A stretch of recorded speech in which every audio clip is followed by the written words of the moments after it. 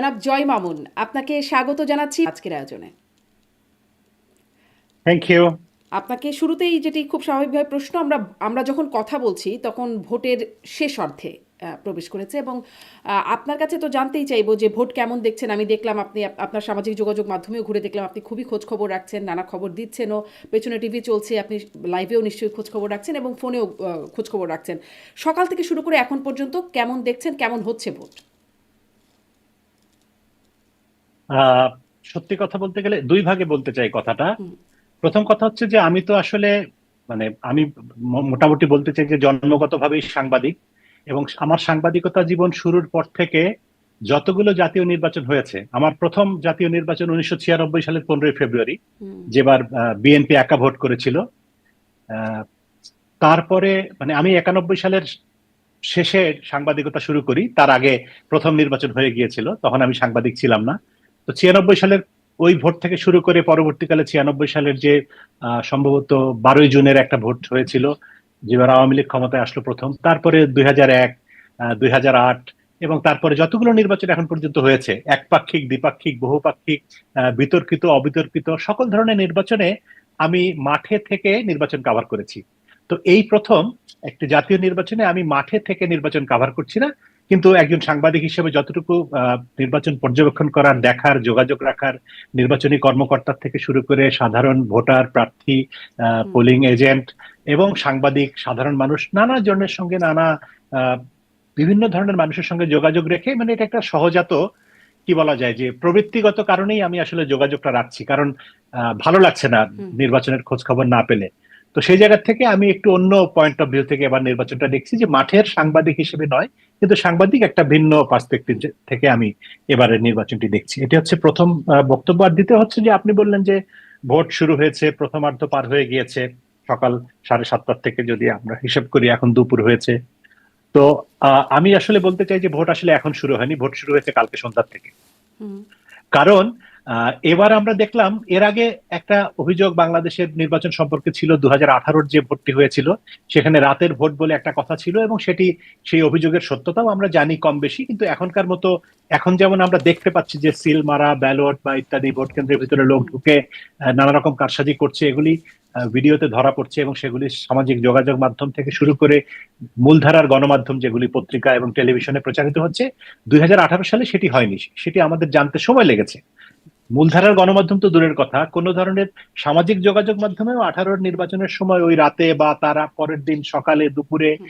আমরা কিন্তু জনাব এরকম জয় কোনো মামুন, অভিযোগ 18 পাইনি। সালের বিষয়ে বিশেষ করে আপনার কাছে জানতে চাইবো, কিন্তু একটু পরে। আপনি বলছিলেন যে হ্যাঁ, গতকাল সন্ধ্যা থেকেই শুরু হয়েছে। এটি কেন হ্যাঁ, বললেন?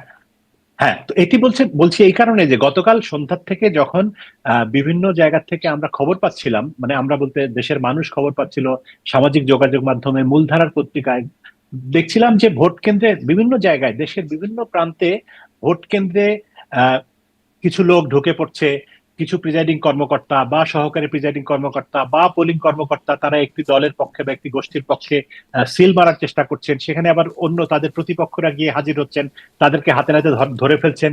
এবং প্রতিটি ক্ষেত্রে যেই জিনিসটা এবার ভালো লেগেছে আমার, সেটি হচ্ছে যে প্রত্যেকটা ক্ষেত্রে আমরা লক্ষ্য করেছি যে আইন শৃঙ্খলা রক্ষাকারী বাহিনীর সক্রিয় উপস্থিতি, তারা কোনো নীরব দর্শকের ভূমিকা পালন করেনি। এর আগে বিভিন্ন সময় বাংলাদেশে, বিশেষ করে গত 1.5 বছরে, অনেক সামাজিক অন্যায়, অনাচার, অবিচার আমরা দেখেছি, সেখানে আইন শৃঙ্খলা রক্ষাকারী বাহিনীকে নীরব ভূমিকা পালন করতে দেখেছি, দর্শকের অথবা তার ধারে কাছেও যেতে দেখিনি।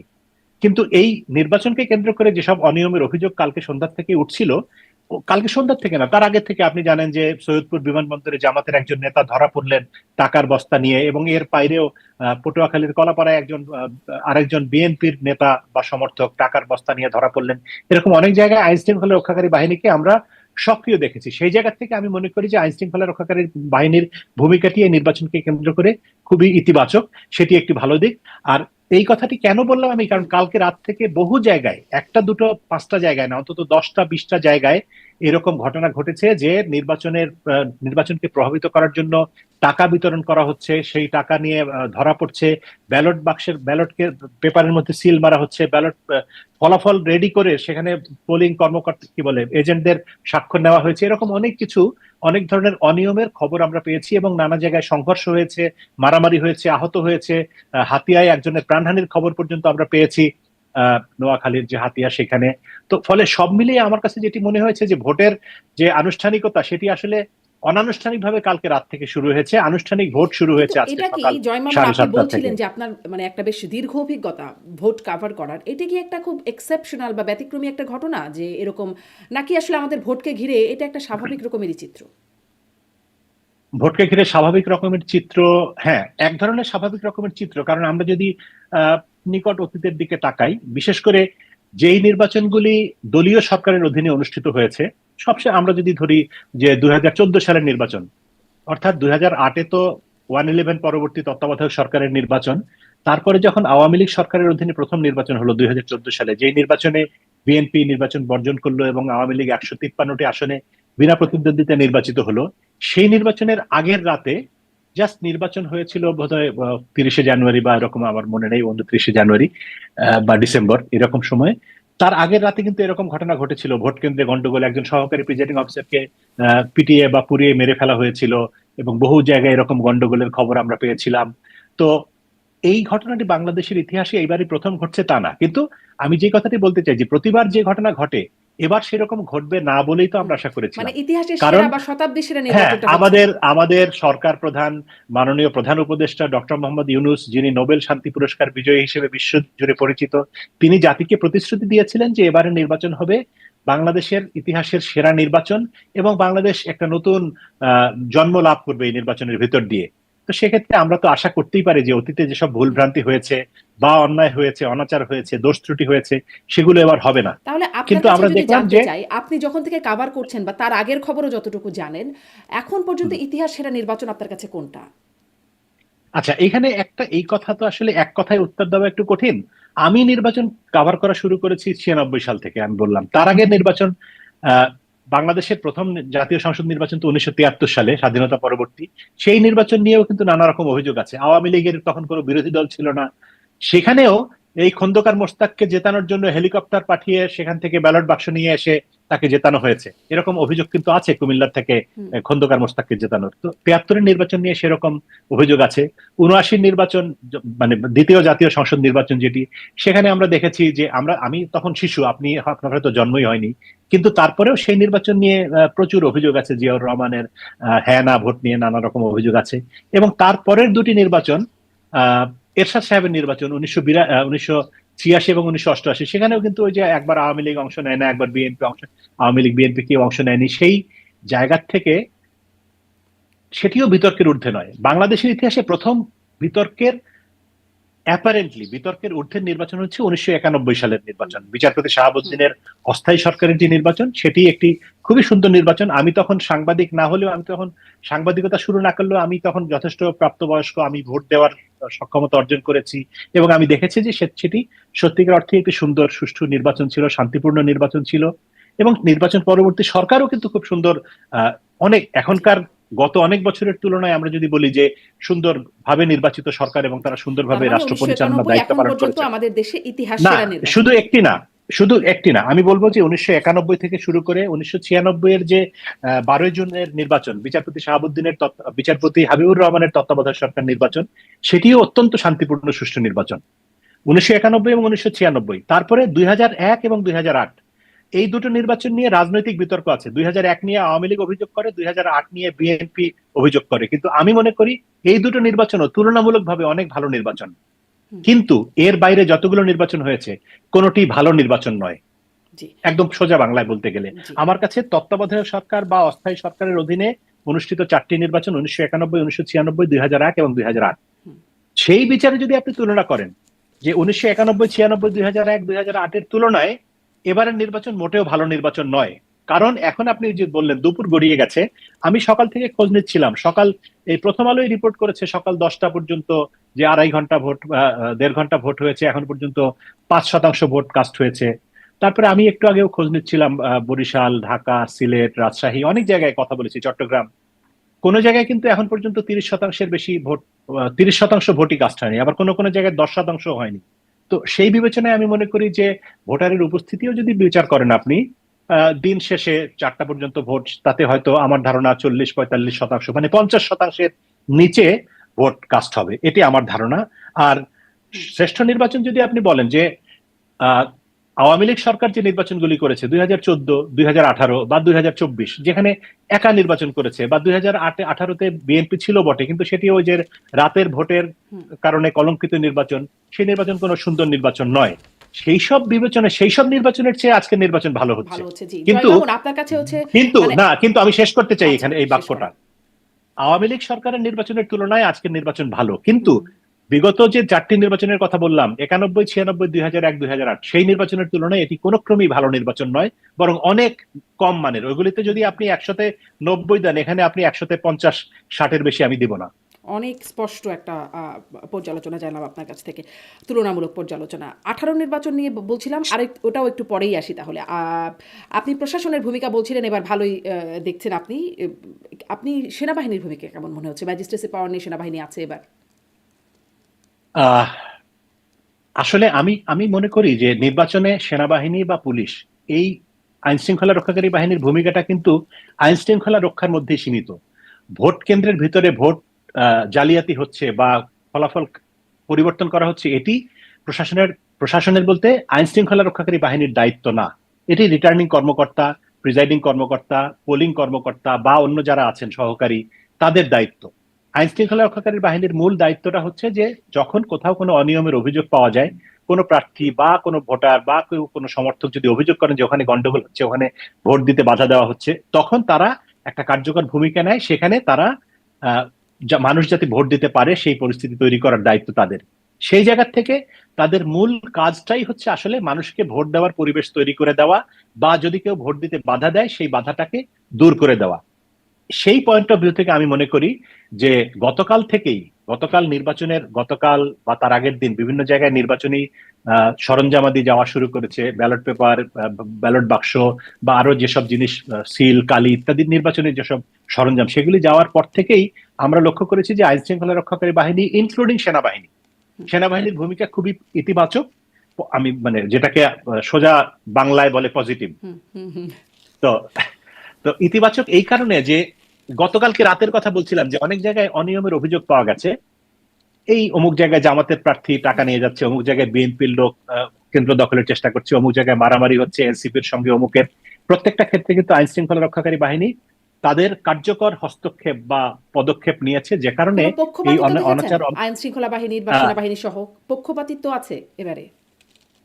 এখন পর্যন্ত ওইরকম অ্যাপারেন্টলি না, পক্ষপাতিত্ব নেই। কিন্তু একটা জিনিস মনে হয় কি যে আমি মনে করি যে নির্বাচনকালীন কার্যকলাপ, নির্বাচনের কর্মকাণ্ড চলার সময় প্রশাসন যদি অন্যায়ের বিপক্ষে থাকে বা কোনো একজন নির্যাতিত মানুষের পক্ষে থাকে, সেই নির্যাতিত দল হতে পারে, প্রার্থী হতে পারে, ব্যক্তি হতে পারে, প্রতিষ্ঠান হতে পারে, তার পক্ষে দাঁড়ানোটাই আসলে নিরপেক্ষতা। হুম। তিনি যদি বলেন যে না, নিরপেক্ষ মানে আমি কারো পক্ষেই যাব না, তাহলে না। সেই জায়গা থেকে আমি মনে করি যে এবার প্রশাসন এবং পুলিশের ভূমিকা হচ্ছে তারা নির্যাতন এবং অন্যায়ের বিপক্ষে একটা অবস্থান অ্যাপারেন্টলি নিয়েছে। কালকে রাত থেকে সেই ঘটনাটি আমার কাছে মনে হয়েছে। মানে তাদের আরো যদি যেই পরিষ্কার ভূমিকায় করে থাকবার বলি, কথা সেই ভূমিকায় তারা আছে। হ্যাঁ, না, জি। আরো যদি পরিষ্কার করে বলি, যেমন ধরেন আহ আমি একটু পুরনো পিছন দিকে তাকাতে চাই যে 2008-এর নির্বাচনের কথা আমরা বলছিলাম একটু আগে, যে সুষ্ঠু নির্বাচন। সেই নির্বাচনে আমি তখন একটা টেলিভিশন স্টেশনে এরকম আপনার মতো একটা লাইভ অনুষ্ঠান কভার করছিলাম। তখন আমার সঙ্গে আমার অতিথি ছিলেন নূর মোহাম্মদ সাহেব, তখনকার আইজিপি। তো আমরা লাইভ টক শো চলছিল, তখন ওনার কাছে ওয়াকিটকিতে খবর আসলো যে অমুক চট্টগ্রামের কোনো একটা জায়গায় একটি দলের একজন প্রার্থী বা তার সমর্থক টাকা নিয়ে ধরা পড়েছে। এবং উনি লাইভেই ওয়াকিটকিতে ইনস্ট্রাকশন দিচ্ছিলেন পুলিশের কর্মকর্তাদেরকে কি করতে হবে না করতে হবে, এবং সেটি টেলিভিশনেও সঙ্গত কারণেই প্রচারিত হচ্ছিল। এবং এরকম আরো কয়েকটা জায়গায় টাকা নিয়ে ধরা পড়লো, এবং তখনই আমরা একটা বুঝতে পেরেছি যে পুলিশ প্রশাসনের অবস্থান হচ্ছে পরিষ্কার, যে তারা কোনো রকম অন্যায় হতে দেবে না। হুম। আমার ঠিক এই কিন্তু তখন ঘটনাটাই আপনার এই গতকালকে মনে প্রশ্নটা পড়লো। জাগলো না যে মানে টাকা নিয়ে ধরা পড়ছেন, তখন আইজিপিকে কেন ফোন করতে হচ্ছে? তাদের কাছে তো ইনস্ট্রাকশন আগেই থাকে যে টাকা নিয়ে ধরা পড়লে কি করতে হবে। মানে না উপর কিন্তু মহল থেকে কি কোনো ইনস্ট্রাকশন আসার প্রয়োজনের জন্য বসে থাকেন? কিন্তু তারপরে হয় কি, বাংলাদেশে আসলে ওই যে শেখ হাসিনাকে একবার এক প্রশ্ন করে আমি একটু বকা খেয়েছিলাম, সেটি হচ্ছে যে কেন সব কাজ আপনাকেই হুম, করতে হুম। হয়, আপনার এই সভাসদ দল কি করে? বাংলাদেশের নিয়ম হচ্ছে পুলিশের যে কোনো একটা সাধারণ চোর আসামি ধরতে গেলেও ওই ওসি জিজ্ঞেস করবে এসপি কে, এসপি জিজ্ঞেস করবে ডিআইজি কে, কমিশনারকে, কমিশনার জিজ্ঞেস করবে হুম। আইজি কে, এরকম একটা ঘটনা ঘটে। সেই কারণে বাংলাদেশে আসলে টপ মোস্ট ব্যক্তিকেই বেশিরভাগ ক্ষেত্রে নির্দেশনা দিতে হয়। তো আমি আইজির কথাটা বললাম সেই কারণে, মানে যে তিনি নির্দেশনা দিচ্ছিলেন কি কি করতে হবে।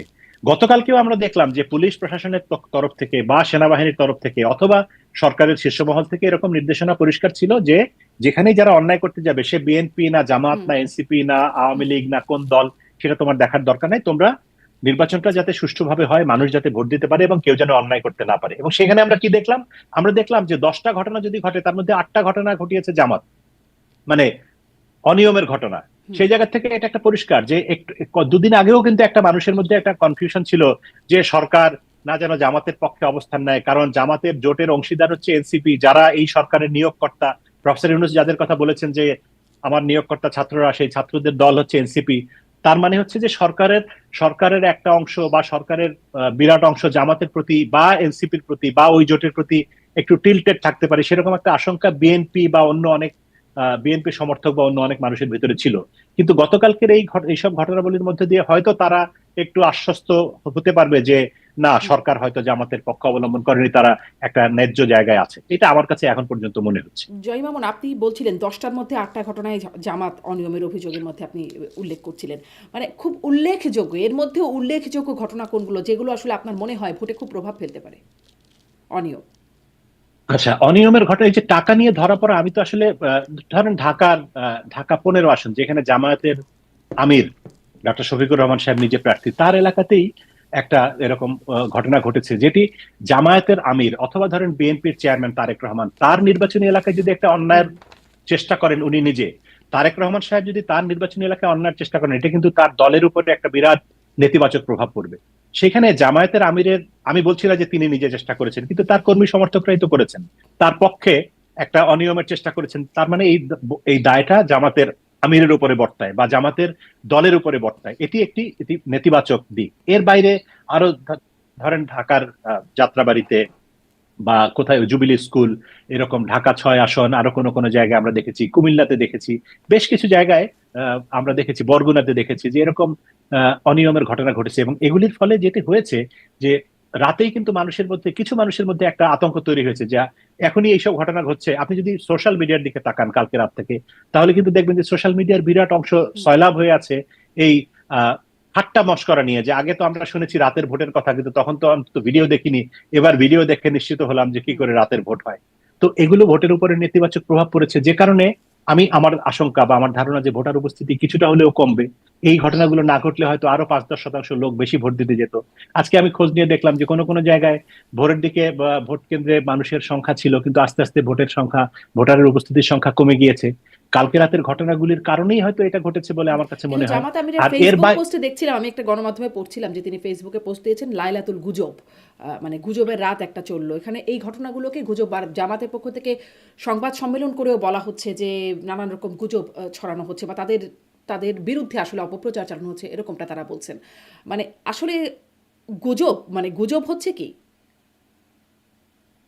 এখন জামায়াতের আমির কেন গুজব বলছেন সেটা তো আমি বলতে পারবো না, আমিরই বলতে পারবেন। কিন্তু ঘটনা যেগুলো আমরা দেখেছি সেগুলি তো, সেখানে পুলিশ আছে, আইন শৃঙ্খলা রক্ষাকারী বাহিনীর অন্য সদস্যরা আছেন, সেনাবাহিনীর হুম সদস্যরা আছেন, ভোটের সঙ্গে নির্ধারিত কর্মকর্তা, প্রিজাইডিং অফিসার বা পোলিং অফিসার বা সহকারী প্রিজাইডিং অফিসার আছেন, তাদের ভিডিও আছে। এবং পুলিশের ভাগ্য ভালো যে প্রফেসর ইউনূস জামায়াত কি বলে পুলিশের ইউনিফর্মটা নতুন করেছিল, না হলে তো তারা বলতো যে এগুলি আগের 18 সালের বা 14 সালের ভোটের হুম ছবি। হুম পুলিশের ইউনিফর্ম দেখে তো বোঝা যায় যেটা এখনকার এই ভোটের এই ইউনিফর্ম পরে তো পুলিশ অন্য কোনো ভোট পরিচালনা করেনি। তাহলে গুজব বলার তো কোনো কারণ নেই, এটা তো কালকে রাতের ঘটনা এবং আমরা ভিডিও দেখতে পাচ্ছি এবং এগুলি সব মানুষের বক্তব্য আছে, অভিযোগ আছে, প্রকাশ্য কণ্ঠস্বর আছে। এই শত শত ভিডিও তার এআই দিয়ে এক মুহূর্তের মধ্যে বানিয়ে ফেলেনি বিএনপি বা অন্য কোনো দলের নেতাকর্মীরা, সেটা তো সম্ভব না। এবং মানুষ তাদের নাম পরিচয় উল্লেখ করে করেছেন এবং আইন শৃঙ্খলা রক্ষাকারী বাহিনী তাদের অনেকের বিরুদ্ধে ব্যবস্থা নিয়েছে, অনেককে জরিমানা করা হয়েছে, অনেককে জেলে দেওয়া হয়েছে, অনেককে শাস্তি দেওয়া হয়েছে, অনেককে বহিষ্কার হুম। করা হয়েছে, বহিষ্কার বলতে নির্বাচনী দায়িত্ব হ্যাঁ, থেকে অব্যাহতি দেওয়া হয়েছে। ফলে এগুলিকে গুজব বলা অযৌক্তিক। ঠিক। কিন্তু এই যে বাংলাদেশের হ্যাঁ। রাজনীতিতে একটা একটা কথা কিন্তু আছে যে ডিনায়াল, মানে আমরা যা কিছু ঘটুক আমরা ওই উট পাখির মতো বালুর মধ্যে মুখ লুকিয়ে অস্বীকার করব। জামায়াতের এই প্রবণতাও অস্বীকারেরই প্রবণতা, হুম। এটা আমার কাছে মনে হয়। দুটো বিষয়, দুটো প্রসঙ্গে প্রশ্ন করবো। এই যে ভিডিও দেখছি আমরা সামাজিক যোগাযোগ মাধ্যমে বলি বা মূলধারার গণমাধ্যমেও যেগুলো দেখছি, এখানেও কি কোনো পক্ষপাতিত্বর জায়গা আসছে কিনা, যে নাকি মানে জামাত কি খারাপ কাজ করছে বেশি আর বিএনপি কি করছে না, মানে জামাত কি খারাপ বিএনপি কি ভালো, বা নির্বাচনে তাদের ভূমিকাটা খারাপ আর ভালো এরকম, নাকি আসলে এখানেও কোনো পক্ষপাতিত্ব আছে, বায়াস করে দেখা হচ্ছে বা সেগুলোই প্রচার করা হচ্ছে, এরকম কি কোনো ব্যাপার আছে? তা তো আছেই, কিছুটা তো মানুষ তো কম বেশি সবাই বায়াসড, একটু না একটু তো বায়াসনেস থাকেই। এখন ওই যে আবারও পুরনো কথা মনে হয়, যেগুলি হয়তো কথা নিয়ে অনেক বিতর্ক আছে। বেগম খালেদা জিয়া তত্ত্বাবধায়ক সরকারের দাবি প্রসঙ্গে হুম। 94 সালে বলেছিলেন যে পাগল এবং শিশু ছাড়া কেউ নিরপেক্ষ হয় না। আজকে আর নিরপেক্ষ সরকারের অধীনে ভোট হচ্ছে, কিন্তু প্রফেসর ইউনূস তো একটু আগে ভোট দিয়ে আসছেন তার মেয়েকে নিয়ে, আমরা দেখলাম তিনি তো ভোট দিয়েছেন, হয় বিএনপি কে দিয়েছেন, নইলে জামাতকে দিয়েছেন, নইলে এনসিপি কে দিয়েছেন, নইলে স্বতন্ত্র কোনো প্রার্থীকে দিয়েছেন। তার মানে তো তিনি নিরপেক্ষ থেকে ভোটদান থেকে বিরত থাকলাম, আমি সবার জন্য সমান, তা তো না। তার মানে হচ্ছে যে পক্ষপাত যখন থাকবে, ফেসবুকে যারা বা সোশ্যাল মিডিয়াতে যারা বিভিন্ন ছবি ভিডিও পোস্ট করেন, তারাও তো একটা পক্ষ নিয়েই পোস্ট করেন। কালকের পক্ষটা আমরা দেখতে পাচ্ছি যে বেশিরভাগই বিএনপির লোকজনের পোস্ট, বিএনপি সমর্থিত লোকজনের পোস্ট এবং জামায়াতের অপকর্মের পোস্ট। জামায়াত এই কাজ করেছে, কিন্তু জামায়াত জামাত তো এখানে টাকা সোশ্যাল দিচ্ছে। মিডিয়ায় খুব অ্যাক্টিভ, তারা কি আসলে পাচ্ছে না বলে দিচ্ছে না নাকি, মানে? না না না, পাচ্ছে না, তারাও তারাও দিচ্ছে, তাদের পেজগুলিও যদি আপনি দেখেন সেখানেও আছে, কিন্তু সেই সংখ্যা কম। একটা আছে, সেটাকেই তারা 10 বার হুম, দিচ্ছে। কিন্তু বিএনপি যেটি করছে বা বিএনপি সমর্থকরা, এটি যেটি বিএনপি যে কেন্দ্রীয় নির্দেশে বিএনপি নির্বাহী কমিটির বৈঠকের সিদ্ধান্ত অনুসারে হচ্ছে তা কিন্তু না। স্থানীয়ভাবে একজন মানুষ দেখছে একটা অনিয়ম, তিনি সেটি ছবি তুলে তার ভিডিওতে ফেসবুকে তুলে দিলেন, সেটি বিএনপি সমর্থকরা প্রচার করছে, কাজে লাগাচ্ছে। এটি কিন্তু আসলে বিএনপির পক্ষে হচ্ছে ব্যাপারটা তা না, একটা অন্যায় হচ্ছে। এবং বেশিরভাগ জায়গায় এই অন্যায়টা হচ্ছে, ওই যে বললাম 10টার মধ্যে 8টা অন্যায় হচ্ছে জামাতের দ্বারা। জি। কারণ জামায়াতের ভিতরে এরকম একটা প্রবণতা আছে যে একটা সুযোগ পাওয়া গেছে, এই সুযোগটাকে যে কোনো মূল্যে কাজে লাগিয়ে তারা একটা মানে একটা কিছু বিরাট ঘটনা তার ঘটিয়ে জন্য ফেলবে। এবং যতটা এর আগে আমরা অসুখী হতে দেখেছি হোক যে না কেন। আপনার একজন অতিথি আপনার অনুষ্ঠানে আমি দেখেছি তাকে, আহ জামায়াতের একজন আইনজীবী, তিনি টাকা গুঁজে দিচ্ছেন। পরবর্তীকালে তিনি দুঃখ প্রকাশ করেছেন যে না না, আমি তো ওর অসহায়তার জন্য দিয়েছি বা ইত্যাদি। ডাহা মিথ্যা কথা।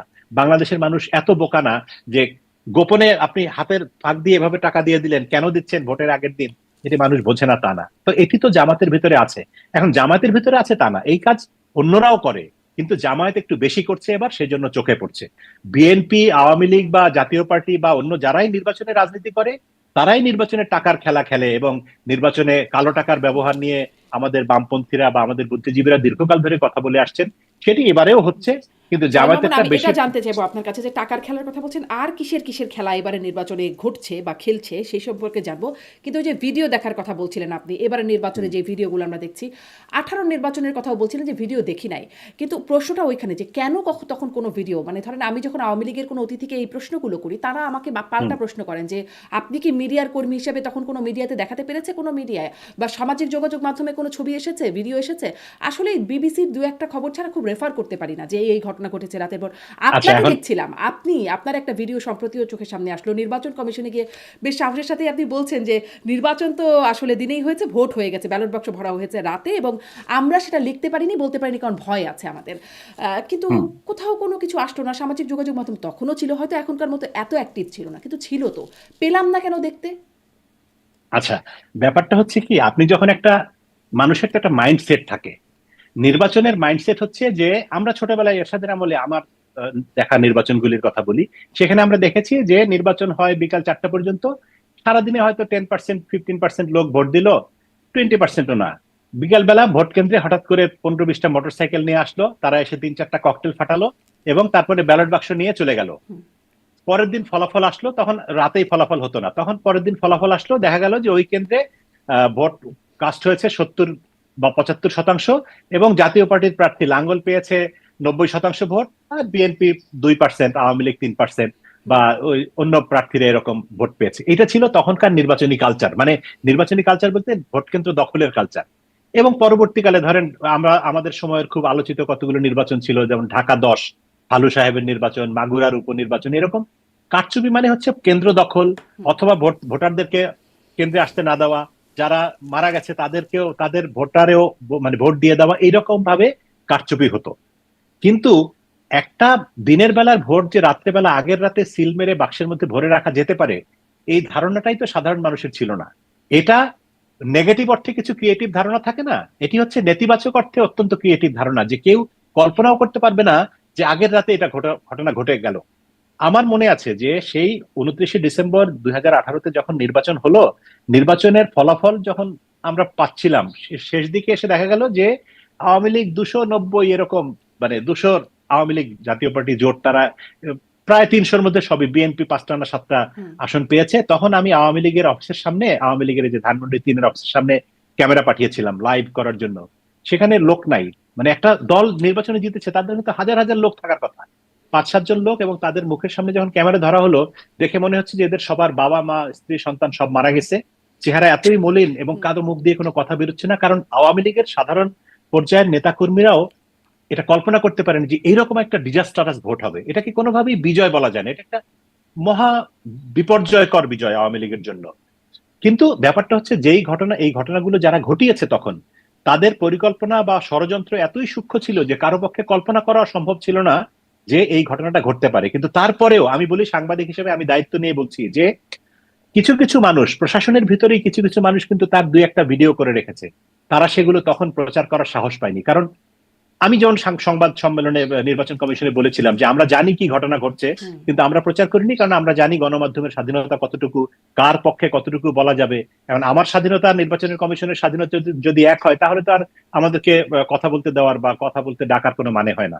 সেই জায়গা থেকে আমি বলবো যে ওই ধারণাটি ছিল অত্যন্ত আহ, কি কি বলে, ইতিবাচক নেতিবাচক সৃজনশীল ধারণা, যে কারণে কেউ এটা কল্পনা করেনি। আরেকটা হচ্ছে যে এটি হয়েছে অতি গোপনীয়তার সঙ্গে, যখন কোনো পোলিং এ, এবং ভোট কেন্দ্রের ভিতরে তো ঘটেনি, বেশিরভাগ ঘটনা ঘটেছে টিএনও অফিসে বা ম্যাজিস্ট্রেট অফিসে বা জেলা প্রশাসকের অফিসে বা আহ, পুলিশ কর্মকর্তার অফিসে। এবং আমরা তো জানি যে পুলিশ এবং প্রশাসনের লোক, ডিসি এসপি, বলাই তো হয় যে হুম। ডিসি কে 3 কোটি, এসপি কে 3 কোটি, এইভাবে ভোট টাকা দিয়ে এমপি পদ নিয়েছে আওয়ামী লীগের প্রার্থীরা।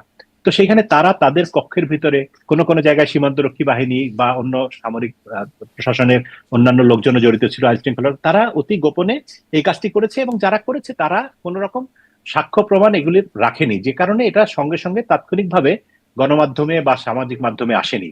আর তখন তো ভয়ও ছিল যে আসলে কি হবে না হবে, আওয়ামী লীগের একচ্ছত্র আমল, একচ্ছত্র শাসনের আমল। কিন্তু পরবর্তীকালে তো আস্তে আস্তে আস্তে আস্তে আসতে শুরু করেছে বিষয়গুলো। আর এখন তো মানুষ জানে যে রাতে ভোট হতে পারে, সেজন্য আগেই রাতে যেখানে যেখানে ব্যালট বাক্স সেখানে সেখানে পাহারায় থেকে যায়। এখন ফলে একবার যে ঘটনা ঘটে যায়, সেটা নতুন করে রিপিট করাটা কিন্তু একটু ডিফিকাল্ট। হুম। এখন যে ঘটনাগুলো ঘটলো, যে অনিয়মের ঘটনা ঘটলো, কোথাও কোথাও সিল আগে থেকে দেওয়া হয়েছে, এই খবরগুলো আসলো, আমরা দেখলাম ভিডিও সহকারে। আহ, বা ধরেন দু একটা ঘটনা ঘটছে যে সে ভোট দিতে গেছে, দেখে তার ভোট আগেই দেওয়া হয়ে গেছে, এরকম ঘটনা কিছু কিছু গণমাধ্যমে আসছে। মানে এগুলোর প্রভাব আসলে ভোটে, সার্বিকভাবে ভোটে কেমন পড়বে? খুব কি আসলে উল্লেখযোগ্য রকমের প্রভাব আছে এগুলোর?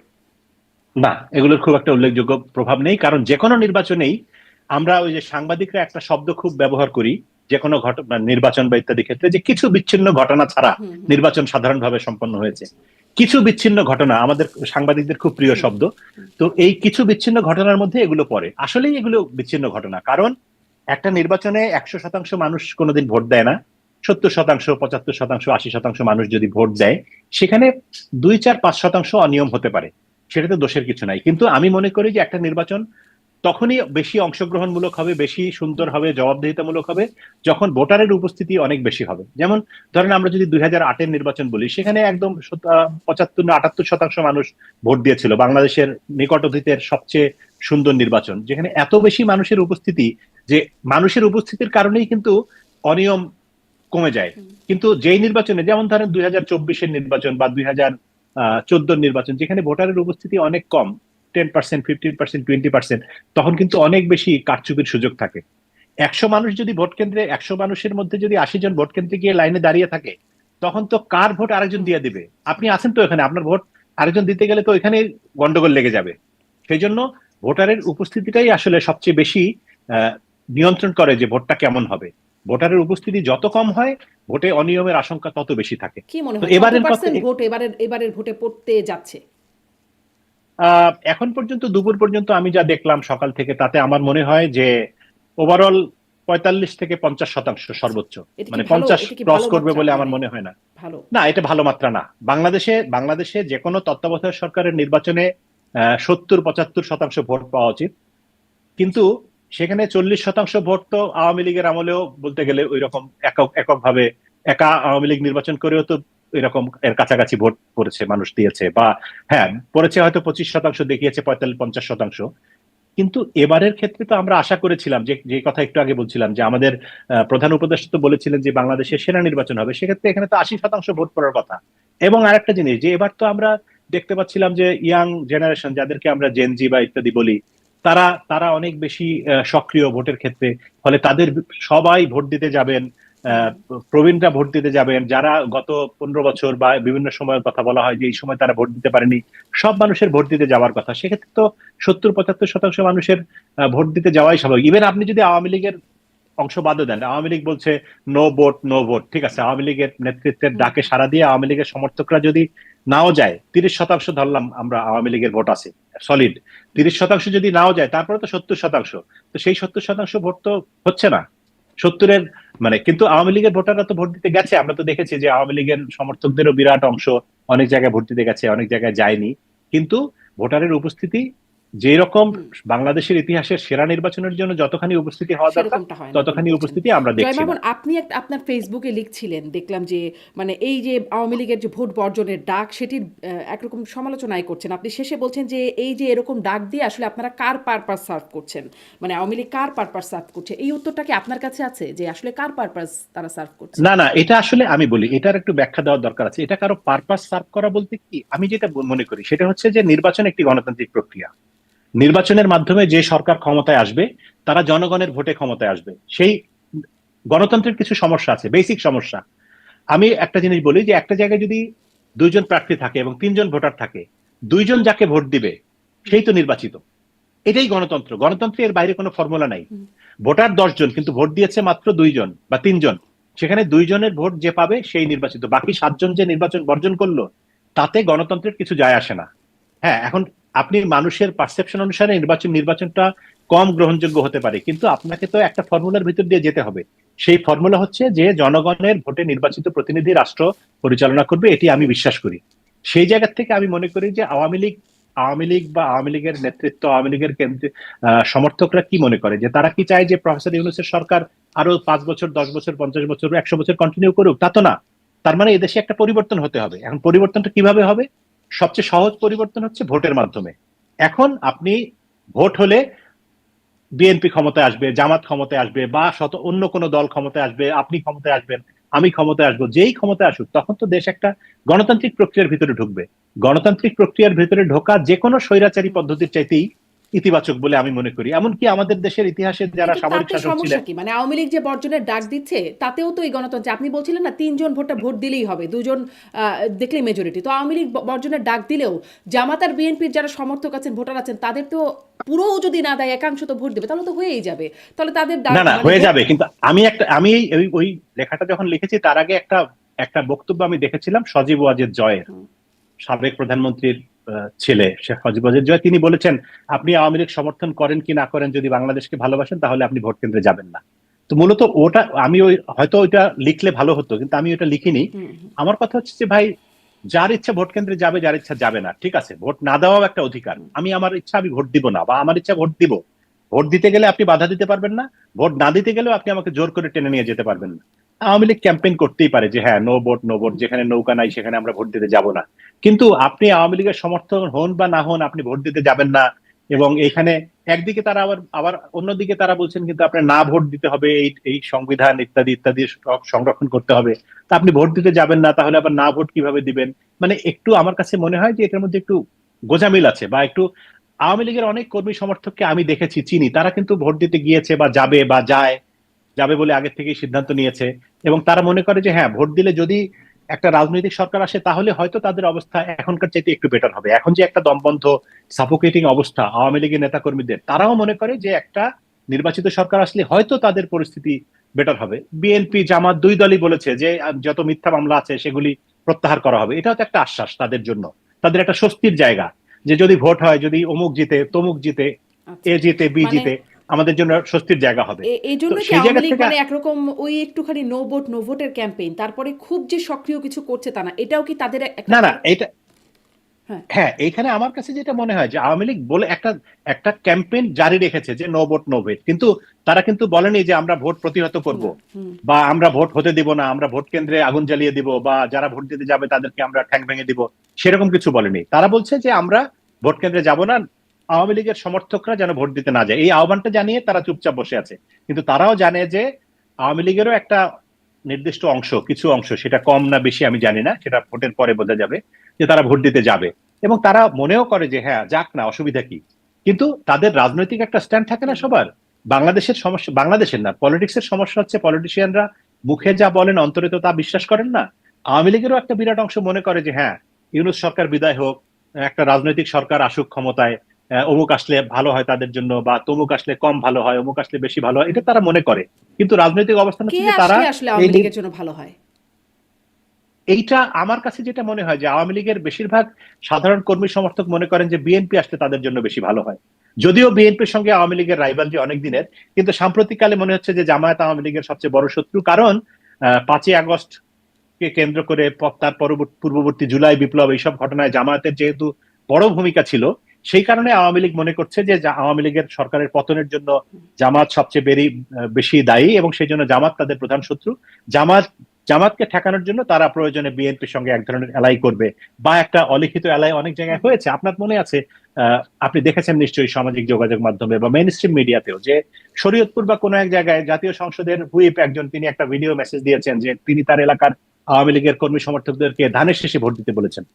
হুম। এবং এর বাইরেও আমরা অনেক জায়গায় দেখেছি যে আওয়ামী লীগের কর্মী সমর্থকরা বিএনপি কে ভোট দিবেন, হুম। তারা মনে করেন যে বিএনপি যদি ক্ষমতায় আসে তাহলে তাদের জন্য একটু পরিস্থিতি ভালো হবে। স্পষ্ট। আবার অনেকে মনে হুম। করেন যে আওয়ামী লীগ যদি ক্ষমতায়, বিএনপি যদি ক্ষমতায় আসে, তাহলে আওয়ামী লীগ আর জামাত মিলে আবার তখন বিএনপির বিরুদ্ধে আন্দোলন করবে। মানে রাজনীতিতে তো আসলে হুম। ওই যে শেষ কথা বলে কিছু না, এরকম একটা ধারণা আমরা ছোটবেলা থেকে শুনে আসছি।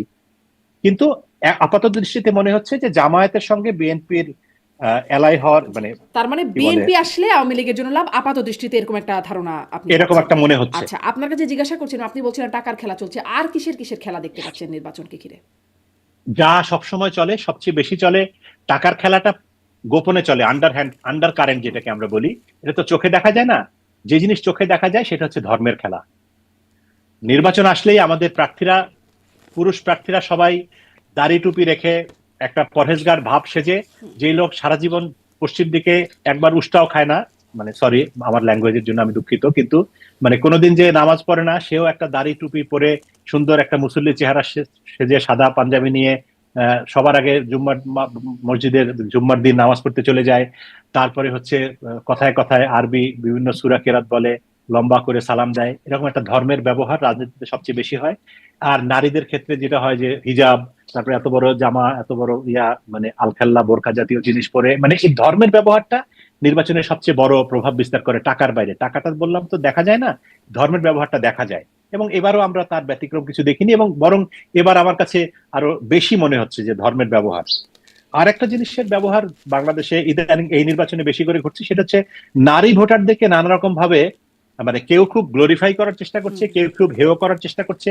বিশেষ করে আবারও সেই জামায়াতের কথা আসে, জামায়াতের আমির নিজে আল জাজিরায় ইন্টারভিউ দিয়েছেন, তার দলের বিভিন্ন সবাই বক্তব্য রেখেছেন, তারা অনেক কথা বলেছেন। সেখানে দেখা যাচ্ছে যে নারী নেতৃত্ব তারা মানেনি না, নারী নেতৃত্ব ইসলামে নেই, নারী নেতৃত্ব হারাম, নারীকে কখনোই সামনে আনা যাবে না। হুম। কিন্তু আমি এই কথাটা বিভিন্ন সময় বলেছি, আবারও বলি যে 2001 থেকে 2006 যখন তারা জামায়াত ইসলামী 4 দলীয় ঐক্যজোটের সরকারের অংশীদার ছিল, তখন তো নারী নেতৃত্বই ছিল বাংলাদেশে। বেগম খালেদা জিয়া তো পরিপূর্ণভাবে একজন নারী। তিনি বাংলাদেশ জাতীয়তাবাদী দলের চেয়ারপারসন ছিলেন দীর্ঘকাল, আজীবন। তিনি প্রধানমন্ত্রী ছিলেন, দীর্ঘ 3 দফায় তিনি নির্বাচিত হয়েছেন প্রধানমন্ত্রী হিসেবে। তার নেতৃত্বে সরকার গঠন করা, তার নেতৃত্বে আন্দোলন করা তখন জায়েজ ছিল। হঠাৎ করে এবার কি ঘটনা ঘটলো, জামাত ইসলামের নেতারা বলা শুরু করলো যে নারী নেতৃত্ব হারাম। তো এইসব জায়গায় হচ্ছে ওই যে নারীকে নির্বাচনে ব্যবহার করার একটা প্রবণতা আমাদের রাজনীতিবিদদের মধ্যে আমরা দেখি। এবারও তার ব্যতিক্রম আমরা কিছু দেখছি না। এই যে নারী, তারপরে ধর্মীয় সংখ্যালঘু যারা, তাদেরকে নানা রকম ভাবে ব্যবহার করা হয়। সবাই তাদের জন্য তখন বিরাট উদার ভূমিকা হস্তে সামনে এসে দাঁড়ায়, তোমরা আমার ভাই, তোমরা আমার বোন, তোমাদের চেয়ে আপন আমার কেউ নাই। তাদের জন্য দরদ তখন একদম উতলে ওঠে, যে তাদের ছাড়া বাংলাদেশে নির্বাচন হবেই না, তাদের প্রত্যেককে ভোট কেন্দ্রে যেতে হবে। আবার আরেক দল আছে যে হ্যাঁ তোমরা না গেলে কিন্তু তোমাদেরকে দেখে নেওয়া হবে, তোমরা কিন্তু চিহ্নিত। মানে তারা না, তারা একটা ভয়ঙ্কর আতঙ্কের মধ্যে থাকে নির্বাচনে। ভোট দিতে গেলেও বিপদ, না দিতে গেলেও বিপদ, অমুককে দিলেও বিপদ, তমুককে দিলে বিপদ, ওকে না দিলে বিপদ, ওকে দিলে বিপদ। মানে এই সংখ্যালঘুদের একটা খুব ভালনারেবল সময় হচ্ছে বাংলাদেশের নির্বাচন। তো আপাত দৃষ্টিতে আমার কাছে যেটা মনে হয় যে জি। টাকা, হ্যাঁ। ধর্ম, এই নারী, সংখ্যালঘু, এগুলি হচ্ছে একটা বিষয়। আর এর বাইরে যে প্রভাব থাকে সেটি হচ্ছে মানে কার্যকর প্রভাব থাকে প্রশাসন, আইন শৃঙ্খলা রক্ষাকারী বাহিনী, পুলিশ বা অন্য যারা আছেন সেটার আইন কথা আপনি শৃঙ্খলা একটু আগে রক্ষার সঙ্গে বলছিলেন, জড়িত। কিন্তু বিদেশি হ্যাঁ, প্রভাব কি এবার আছে? মানে এটাও এবার আলোচনা হয়েছে, একটা ধারণা আছে যে মার্কিন যুক্তরাষ্ট্র মনে হয় জামাতকে সমর্থন করছে আর ভারত বিএনপিকে। এখানে আমি একটু ভিন্ন মত পোষণ করতে চাই। বিদেশি প্রভাব থাকে, বিদেশিদের একটা বিদেশি মানে বাংলাদেশের স্বার্থের সঙ্গে যারা জড়িত, সেটা মার্কিন যুক্তরাষ্ট্র হোক, ভারত হোক, চীন হোক, সৌদি আরব হোক, প্রত্যেকের, পাকিস্তান হোক, প্রত্যেকেরই কিন্তু আগ্রহ আছে বাংলাদেশের ব্যাপারে এবং তাদের পছন্দের রাজনৈতিক শক্তি আছে। আমেরিকা চায় অমুক থাকলে তাদের ভালো, ভারত চায় অমুক থাকলে তাদের ভালো, চীন চায় অমুক থাকলে, তাদের প্রত্যেকের আগ্রহ আছে। কিন্তু এন্ড অফ দ্য ডে এই চাবিটা কিন্তু বাংলাদেশের মানুষের হাতে। বাংলাদেশের মানুষ যদি সক্রিয়ভাবে নির্বাচনে অংশগ্রহণ করে এবং ভোট দিতে পারে এবং সেই ভোটের ফলাফল যদি প্রতিফলিত হয়, তাহলে কিন্তু বিদেশিদের চাওয়া খুব একটা কাজ করে না। কারণ আপনি দেখেন, বাংলাদেশের জীবন ইতিহাসে সবচেয়ে বড় ঘটনা বাংলাদেশের মুক্তিযুদ্ধ। 1971 সালে মার্কিন পরাশক্তি থেকে শুরু করে চীন, সৌদি আরব, মধ্যপ্রাচ্য, পৃথিবীর বহু বড় বড় দেশ কিন্তু চেয়েছে বাংলাদেশ স্বাধীন না হোক, পাকিস্তানকে তারা সমর্থন জানিয়েছে। কিন্তু তারপরেও বাংলাদেশ স্বাধীন হয়েছে শুধুমাত্র কি ভারতের সমর্থনের কারণে? না, আমি মনে করি বাংলাদেশের মানুষ তখন ঐক্যবদ্ধ ছিল। গোটা বাংলাদেশের 7.5 কোটি মানুষ তখন ঐক্যবদ্ধ ছিল। বাংলাদেশের মানুষ চেয়েছে বাংলাদেশ স্বাধীন হোক, সেজন্যই বাংলাদেশ স্বাধীন হয়েছে। এটা ভারতের চাওয়ায় বা আমেরিকার না চাওয়াতে স্বাধীনতা হয়নি, আটকায়নি। এবার এখনো বাংলাদেশের মানুষ যদি মনে করে যে আমরা এই সরকারকে চাই, তাহলে বিদেশিদের চাওয়ায় খুব একটা এদিক সেদিক হয় না। তাহলে এটা কি আমার ব্যক্তিগত এই যে সবসময় যে ধারণা। শুনি ভারত এসে বা মানে যুক্তরাষ্ট্র ক্ষমতা থেকে সরালো, ভারত এসে বসালো, এই যে বিষয়গুলো যে আমরা শুনি বরাবর অভিযোগ করতে, সেটি আসলে কেন শুনি? মানে ওই যে যতগুলো যদি আচ্ছা, আপনি এখন বললেন, এখানে একটা আপনি জিনিস বললেন আছে। যদি মানুষ ভোট দেয়, যদি ভোটের হ্যাঁ, প্রতিফলন হ্যাঁ। ঘটে, মানে সেগুলো ঘটে নাই বলে কি ওদের প্রভাবের কথা না, ভেবে আসছে? ওরা ওরা তো প্রভাবিত করতে পারে। ওরা বলতে যে কোনো পরাশক্তি বা উপপরাশক্তি, মানে পরাশক্তি যদি আপনি মার্কিন যুক্তরাষ্ট্র, রাশিয়াকে বলেন, হয়তো চীনকে বলবেন, ভারতকে বলবেন উপপরাশক্তি। ওই যে আমরা বলি ব্রিক্স, ব্রাজিল, রাশিয়া ইত্যাদি আছে না, ইন্ডিয়া, চায়না, সাউথ আফ্রিকা ইত্যাদি, সেই রকম যারা দ্বিতীয় শক্তিশালী দল, দ্বিতীয় ধারার, তাদেরও তো একটা প্রভাব আছে। বাংলাদেশের রাজনীতিকে তারা প্রভাবিত করার চেষ্টা করে এবং তারা সফলকামও হয় অনেক ক্ষেত্রে। আরেকটা জিনিস হচ্ছে কি, যে কোনো জিনিস ভাঙা সহজ, গড়া কঠিন। একটা রাষ্ট্র, একটা সরকার, একটা সিস্টেমকে ভাঙা খুব সহজ যে কারো পক্ষে। এই যে ইদানিং নানা জায়গায় শ্রীলঙ্কা বা নেপাল বা বাংলাদেশ বা অন্য অনেক দেশের দিকে তাকান, যদি একটা সরকার তাসের ঘরের মতো ঝুরঝুর করে পড়ে যাচ্ছে, কিন্তু পরবর্তীকালে সেই রাষ্ট্রটা একটা সিস্টেম ভেঙে পড়লো, একটা সিস্টেম দাঁড় করানো কিন্তু আমাদের মানে যেভাবেই আপনি বলেন না কেন, প্রফেসর ইউনূসকে তো দেশের মানুষ শ্রদ্ধাই করতো, ভালোই বাসতো, তার প্রতি একটা আশা ভরসা নিয়েই তো ছিল। তিনি একটা আন্তর্জাতিক খ্যাতি সম্পন্ন মানুষ, কিন্তু তিনি 1.5 বছরে তো কিছুই করতে পারলেন না সেই অর্থে। বাংলাদেশটাকে তো একটা পুনর্গঠনের জায়গায় নিয়ে যেতে পারলেন না। অথচ ধ্বংস করতে তো সময় লেগেছিল মাত্র ধরেন জুলাইয়ের মাঝামাঝি থেকে শুরু করে আগস্টের 5 তারিখ, মানে 3 সপ্তাহের ব্যবধানে বাংলাদেশটা ধসে পড়লো। কিন্তু সেই বাংলাদেশকে আপনি 3 বছরে, আগামী 30 বছরে সেই জায়গায় নিতে পারেন কিনা দেখেন তো। বিদেশি শক্তির ধ্বংস করার ক্ষেত্রে যতটা প্রভাব বিস্তার করতে পারে, সৃষ্টি করার ক্ষেত্রে ততটা প্রভাব বিস্তার করতে পারে না। এখন আমেরিকার প্রেসিডেন্টের মনে হলো যে আমি ভেনেজুয়েলার প্রেসিডেন্টকে ধরে এনে বন্দি করে রাখবো, সে পারলো। কিন্তু ভেনেজুয়েলায় একটা সুন্দর গণতান্ত্রিক প্রক্রিয়ায় একটা নতুন সরকার ব্যবস্থা চালু করা কিন্তু আমেরিকার প্রেসিডেন্ট চাইলেই হেলিকপ্টার পাঠিয়ে বা গানম্যান পাঠিয়ে পারবে না।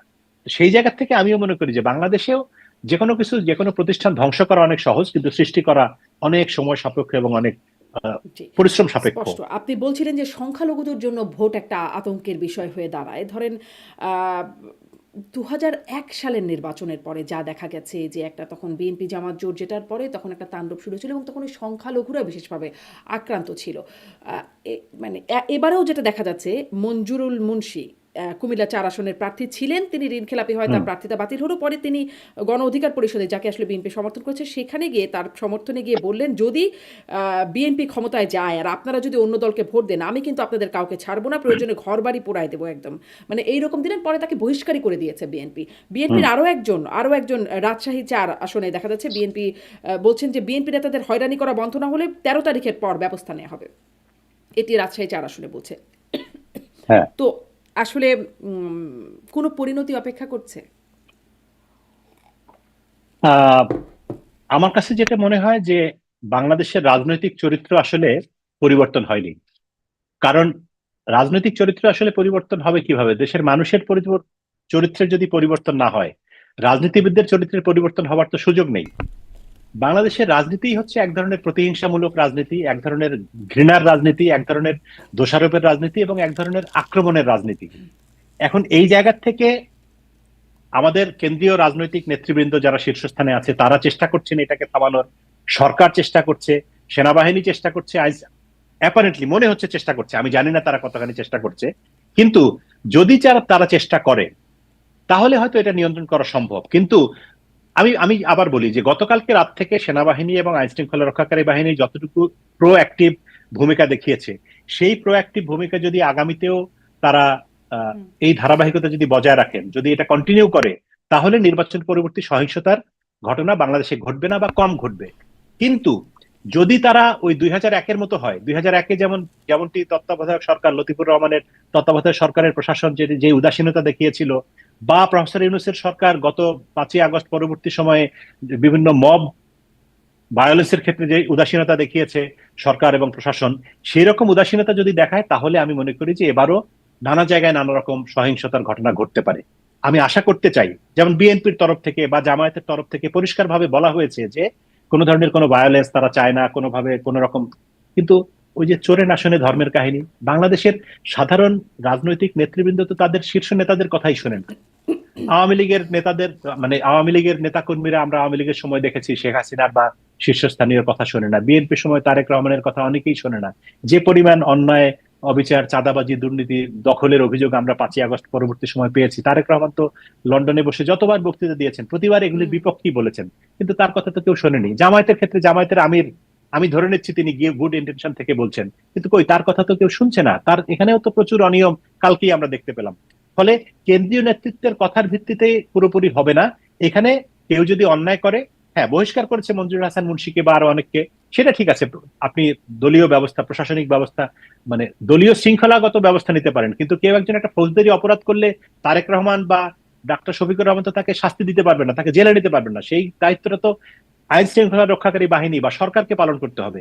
সরকার যদি সেই জায়গায় প্রোঅ্যাক্টিভ ভূমিকা পালন না করে, তাহলে তো এই ভায়োলেন্স অবশ্যম্ভাবী। কারণ কিন্তু ধরেন যে আপনি নির্বাচনে তো বলছেন আইন শৃঙ্খলা বাহিনী যদি যথাযথ ভূমিকা পালন করে বা যেমনটা দেখছেন ভোটের মধ্যে তেমনটাই যদি করে, মানে সরকার যেই দল গঠন করতে যাচ্ছে তাদের বিরুদ্ধে ব্যবস্থা নেওয়ার মতো মানে অবস্থান আইন শৃঙ্খলা বাহিনীর থাকবে। আমি মনে করি থাকবে। আমি মনে করি থাকবে, কারণ আইন শৃঙ্খলা রক্ষাকারী বাহিনীর সদস্যরাও কিন্তু এক ধরনের দিক নির্দেশনাহীনতার ভিতরে রয়েছে, মানে ডিরেকশনলেস। কারণ তারাও এক ধরনের জানে যে একটা একটা সিঙ্কিং বোট থেকে যে কেউ যেদিকে যে কোনো দিকে লাফিয়ে পড়তে চায়। তারাও জানে যে প্রফেসর ইউনূসের তত্ত্বাবধায়ক সরকার আর নাই, এই লোক আজকে অমুক কথা বলছে, কালকে তো সে থাকবে না, তার কথা মতো আমি একটা কাজ করব, পরে যদি বিএনপি ক্ষমতায় এসে আমাকে একটা ক্ষতি করে বা জামাত ক্ষমতায় এসে আমাকে একটা বিপদে ফেলে। সেই জন্য এই ধরনের সরকারের কথাবার্তাও খুব একটা শুনতে চায় না, মানে মনোযোগ দিয়ে শোনে না হয়তো, এটা আমার ধারণা বা আমার অভিজ্ঞতা থেকে আমি যা দেখেছি। সেই জায়গা থেকে প্রশাসন যদি, মানে একটা নির্বাচিত সরকার আসার পরে যদি তারা প্রশাসনকে সুন্দরভাবে শৃঙ্খলার মধ্যে নিয়ে আসতে পারেন, তাহলে নিশ্চয়ই তাদের পক্ষে আইন শৃঙ্খলা রক্ষা নিয়ন্ত্রণ জি, অসম্ভব কোনো ব্যাপার হবে বলে আমার কাছে মনে হয় না। অনেকগুলো যদি আছে, দেখা যাক, মানে সেটিও খুব পরের বেশি না না, সময় তা তো অপেক্ষা বটেই, করতে কারণ হবে না। যদি হ্যাঁ, ছাড়া তো, যদি ছাড়া তো কোনো কিছুই নেই। এখন নিশ্চয়ই আমি তো নিশ্চয়ই, কথা এখনো হচ্ছে জানি না ভবিষ্যৎ সন্ধ্যার নিয়ে সময় আমি কি একদম। দেখবো। হ্যাঁ, হ্যাঁ, কিন্তু সেটাই এবারে একটু সেই পূর্বাভাসটা জানতে চাই যে কি মনে হয় কে জিতবে। আচ্ছা, সেটা একটু পরেই রাখি, শেষ প্রশ্নের দিকে যাই। সেটা একটু আপনি নানান রকম ভূমিকা, মানে কার কি ভূমিকা, প্রশাসনের ভূমিকা জানতে চাচ্ছিলাম, আইন শৃঙ্খলা বাহিনীর ভূমিকা, সরকারের ভূমিকা, নানান রকম ভূমিকা আপনি ব্যাখ্যা করলেন।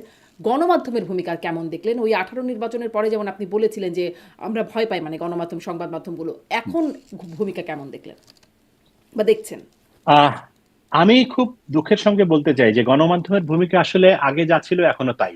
গণমাধ্যমের ভিতরে অনেকগুলি আতঙ্ক কাজ করে। এটা যে প্রফেসর ইউনূসের সরকার অথবা শেখ হাসিনার সরকার বা অন্য খালেদা জিয়ার সরকার তাদের উপরে চাপিয়ে দিয়েছে তা না।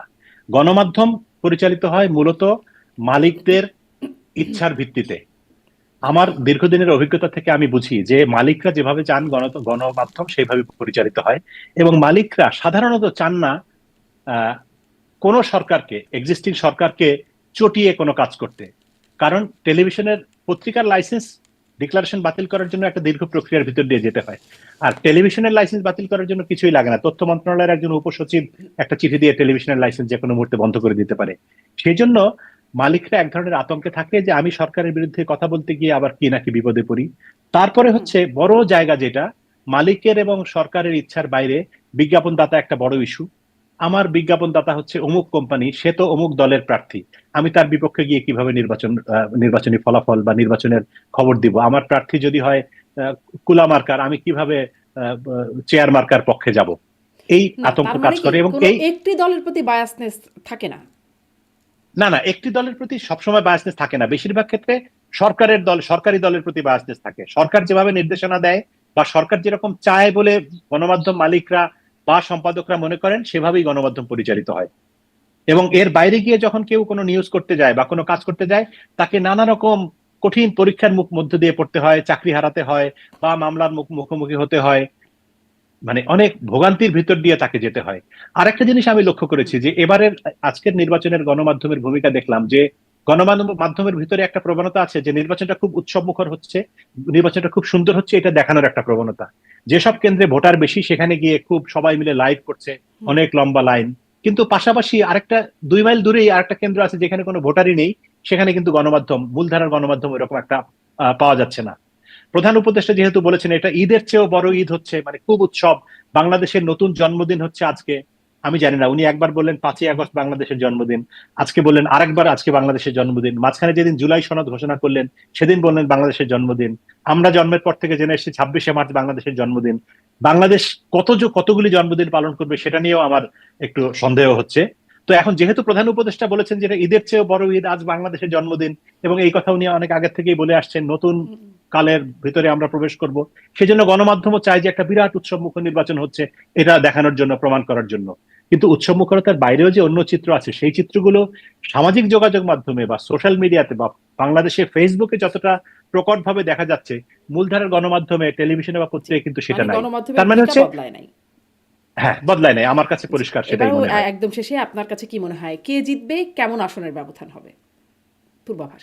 আচ্ছা, আমি যেটা বুঝি সেটা হচ্ছে যে বাংলাদেশের রাজনীতিতে দুটি বড় দল, বিএনপি এবং আওয়ামী লীগ, অথবা উল্টো করে বললে আওয়ামী লীগ এবং বিএনপি। এখন কি বলে, পারিপার্শ্বিক কারণে, রাজনৈতিক কারণে বা যে কোনো প্রশাসনিক কারণে আওয়ামী লীগ এবারে নির্বাচনে অনুপস্থিত, তাদের রাজনৈতিক কর্মকাণ্ড নিষিদ্ধ। তার মানে তো এই না যে আওয়ামী লীগ ধুলায় মিশে গেছে বা মহাশূন্যে মিলিয়ে গেছে, আওয়ামী লীগ তো আছে। জামায়াতে ইসলামী বা জাতীয় পার্টি, এরা হচ্ছে দ্বিতীয় শ্রেণীর রাজনৈতিক দল, এরা বাংলাদেশে কোনোদিনও প্রথম সারির বা বড় দল বিরোধ বরাবর পরিচিত না। ওই যে মির্জা ফখরুল সাহেব কিছুদিন আগে বলেছিলেন যে বড় দুটি দল বলতে ওনারা সবসময় আওয়ামী লীগ বিএনপি কেই বোঝেন, বাংলাদেশের মানুষও তাই বোঝে। এখন বিএনপি নেই, ধরেন গত নির্বাচনে বিএনপি ছিল না, তার মানে জাতীয় পার্টি ছিল, জাতীয় পার্টি তো একটা বড় দল হয়ে যায় নাই। বা এবারের নির্বাচনে আওয়ামী লীগ নেই, জামাত আছে বলে জামাত একটা বড় দল হয়ে যায়নি। সেই বিবেচনায় জামায়াত একটা ছোট মানের ছোট কিন্তু সেই রাজনৈতিক দল। বিবেচনা এখনকার বিবেচনাটা কি এক? মানে তখন জাতীয় পার্টি তখনও একটা সমঝোতা হচ্ছিল, সেটিও আমরা দেখছিলাম জাতীয় পার্টির সাথে আওয়ামী লীগের হ্যাঁ, সমঝোতা, বা তারা হ্যাঁ, গৃহপালিত বিরোধী দল থেকেছে। জামাতও জোটে থেকেছে, কিন্তু এই নির্বাচনের আগ পর্যন্ত যে একদম টান টান দেখা গেল, খুব প্রতিদ্বন্দ্বিতা, খুব পাল্টাপাল্টি একটা দোষারোপ চললো, মানে তার মধ্যে তো একটা হাইপ তৈরি হয়েছে নাকি? এটা এখন হয় কি যে আমার ধারণা যে সোশ্যাল মিডিয়ার হাইপ আর বাস্তবতার হাইপ একটু ডিফারেন্ট। আমি আমি বহু জায়গায় দেখেছি যে জামায়াতের সবগুলো ভোট কেন্দ্রে এজেন্ট দেওয়ার মতো, পোলিং এজেন্ট দেওয়ার মতো লোকই নাই। হুম। আমি যেই এলাকার বড় হয়েছি সেই এলাকাতেও আমি দেখেছি বহু জায়গায় জামাতের এজেন্টই নাই, এজেন্ট দেওয়ার মতো লোকই নাই, এজেন্ট থাকবে কোত্থেকে? তো সেখানে তাদের একটা নির্দিষ্ট ভোট আছে, তাদের ভোটটা সুবিধাটা হচ্ছে যে তাদের যদি ধরেন কথার কথা ওই আসনে 10% ভোট আছে, ওই 10%ই কিন্তু কাস্ট হবে। বিএনপির হয়তো 30% আছে, সেখানে 15% কাস্ট হবে, অর্ধেক লোক হয়তো ভোট দিতে যাবেই না বা 20% যাবে। আওয়ামী লীগেরও এরকম 30% থাকলে 15% যাবে, 10% যাবে না। কিন্তু জামায়াতের 10% থাকলে দুই একজন কোনো কারণে হাত পা ভাঙা, অসুস্থ বা হাসপাতালে থাকবে, ওইটা বাদে 10%-এর মধ্যে 10%ই যাবে বা 9.99% যাবে। এটা হচ্ছে জামাতের ডেডিকেশন। সেই জায়গা থেকে আমি যেটা বুঝি সেটা হচ্ছে যে জামায়াত একটা ভালো সংখ্যক, 91-এ তো তারা সবচেয়ে ভালো ফলাফল করেছিল বাংলাদেশের নির্বাচনে, 16% বোধ হয়, 14 বা 16% ভোট পেয়েছিল। এবার সেরকম একটা ভোটের ফলাফল তারা মনে মনে আশা করে। সোশ্যাল মিডিয়ায় কি বলছে বা মিডিয়ার ইন্টারভিউতে কি বলছে সেটা আমি মনে করি না, কারণ আমার দেখা আমার জীবনে আমি দেখিনি যে রাজনীতিবিদরা টিভি ক্যামেরার সামনে কখনো সত্যি কথা বলেন। তো তারা টিভি ক্যামেরার সামনে কি বলছেন সেটাকে আমি গোনায় ধরছি না। বাস্তবতা হচ্ছে এই যে তারা যদি আগের সেই 91-এর 14%, 15%, 16% ভোট পান, they should be happy with that. এবং আসনের হিসাব যদি আপনি বলেন, জামায়াতের বাংলাদেশের বাস্তবতায় এখন আওয়ামী লীগ নেই, তারপরে বিএনপি তাদের প্রধান প্রতিদ্বন্দ্বী, তাদের একটা অন্য সমর্থন হয়েছে, তরুণ প্রজন্মের একটা নতুন অংশ তাদের নতুন সমর্থক হয়েছে। ছাত্র সংসদের, বিশ্ববিদ্যালয়গুলিতে ছাত্র সংসদের নির্বাচন যদি প্রভাবিত করে, সেখানে 16%-এর জায়গায় হয়তো 18%, 19% হতে পারে, কিন্তু সেটা 20% হবে বলে আমার মনে হয় না, এক। আর দ্বিতীয় হচ্ছে যে আসনের হিসাব যদি আপনি বলেন, আমি মনে করি জামাত যদি 50টা আসন পায় তাহলে তারা সর্বোচ্চ ভালো করবে, এটাই তাদের জন্য সবচেয়ে ভালো ফলাফল বলে আমার কাছে মনে জি, হয়। দেখা যাক আপনার পূর্বাভাস আর কতটা সোজা হিসাব তো কতটা মেলে। মানে বিএনপি সরকার গঠন করবে যদি নির্বাচনে মানুষ ভোট দিতে পারে, এবং সেই ভোটের তথ্য যদি ফলাফলে প্রতিফলিত হয়, তাহলে বিএনপি সরকার গঠন করা খুব সহজ ব্যাপার। জি, জনাব জয় মামুন, অনেক ধন্যবাদ। অনেকটা সময় কথা বললাম। সামনে কথা বলবার মতো আরো ইস্যু তৈরি হলে আবার কথা হবে নিশ্চয়ই। অনেক ধন্যবাদ যুক্ত